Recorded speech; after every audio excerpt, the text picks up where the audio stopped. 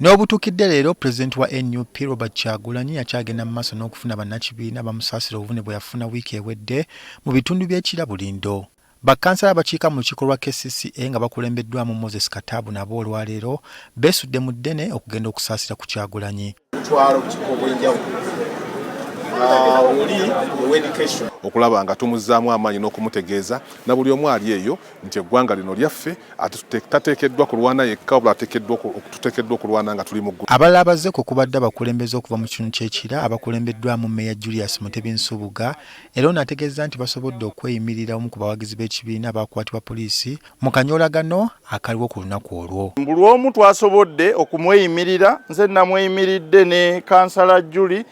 Abalala ne babeera nga waliwo obukwakkulizo bw'abateekeddwako ne tutasobola kubeeyimirira naye nabo ng'ennaku z'omwezi 18 era ogwo omulimu tujja gukola tegwetaaga na kitebe kutuyamba twagukoze era tujja kugumaliriza. Oluvannyuma Pulezidenti wa NUP asisinkanye abakulembeze okuva mu bitundu by'e Masaka abamutegeeza ng'ekibiina bwe bagenda okukitwala mu maaso newankubadde waliwo enkaayana.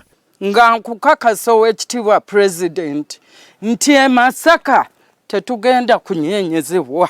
Kyagulanyi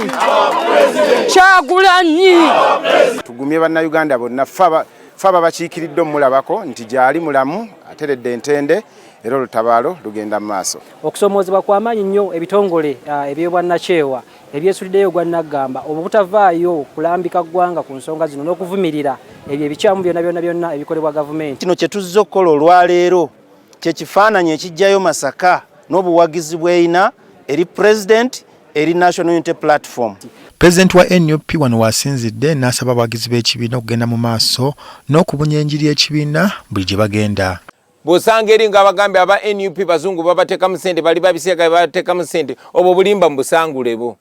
Bw'ogenda nga bakugamba nti aba NUP tebaagala bwakabaka balwanyisa obwakabaka obwo bulimba mu busangule bo.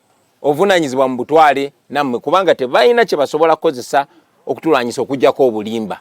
Omulimo tulekere gulekera President ate nammwe bwe mugenda ku kyalo gye muva oba mu district mutondeyo abantu abalala abasobola okubeerayo ku lw'enkyukakyuka nti Honorable Olumu ekiteeso ekyo akikyuse nti yali badde agenda butereevu mu Parliament.